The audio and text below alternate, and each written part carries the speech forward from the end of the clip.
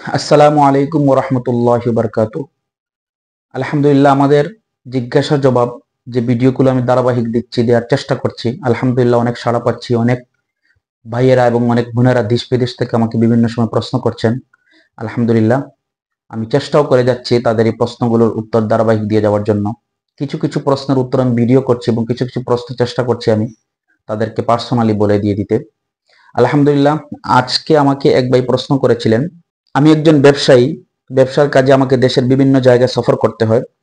4 রাকাত বিশিষ্ট ফরজ নামাজে তো আমি কসর করে থাকি। এখন জানার বিষয় হলো, ফরজ নামাজের 8 পরের সুন্নতের ক্ষেত্রে আমার কি করণীয়?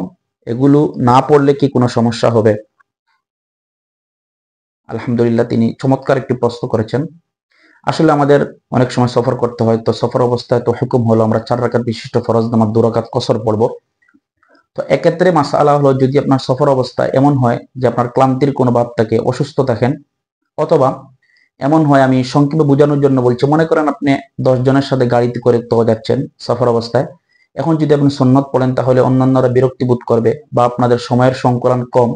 এক্ষেত্রে সুন্নতের ক্ষেত্রে শরীয়তের পক্ষ থেকে এই সুন্নত পড়ার ক্ষেত্রে সফর অবস্থায় শিথিলতা রয়েছে, আপনি সুন্নত না পড়লে কোনো সমস্যা নাই।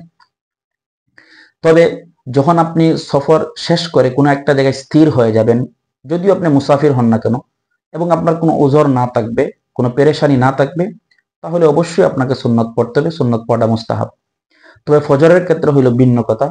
ফজরের সুন্নতের ক্ষেত্রে অবশ্যই অবশ্যই সর্বোচ্চ পর্যায়ের চেষ্টা করতে হবে যাতে ফজরের সুন্নত আপনি পড়তে পারেন। সামান্যতম ওজরকে সামনে রেখে বা সামান্যতম কোনো অসুস্থতাকে সামনে রেখে আপনি ফজরের সুন্নতকে কখনো ত্যাগ করতে পারবেন না। এই ফজরের সুন্নত মুআক্কাদাটা অবশ্যই আপনাকে আদায় করতে হবে।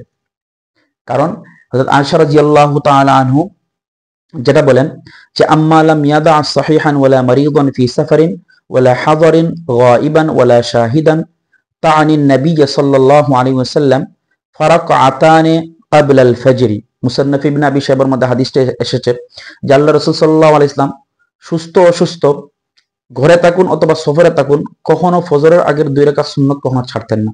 এজন্য এই 2 রাকাত সুন্নতের প্রতি আমাদের অবশ্যই পাবন্দী হতে হবে এবং চেষ্টা করতে হবে সর্বোচ্চ পর্যায়ে যাতে আমার এই সুন্নতে মুআক্কাদা 2 রাকাত না ছুটে যায়।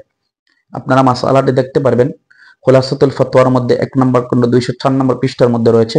এছাড়াও আল বাহরুর রায়িকের মধ্যেও 2 নম্বর খণ্ড 130 নম্বর পৃষ্ঠার মধ্যে রয়েছে। ফতোয়া শামির মধ্যেও 2 নম্বর খণ্ড 131 নম্বর পৃষ্ঠায় মাসআলাটি রয়েছে। আল্লাহ পাক রব্বুল আলামিন আমাদেরকে উক্ত মাসআলার উপর জেনে বুঝে প্রত্যেকটা কাজ করার তৌফিক দান করুন।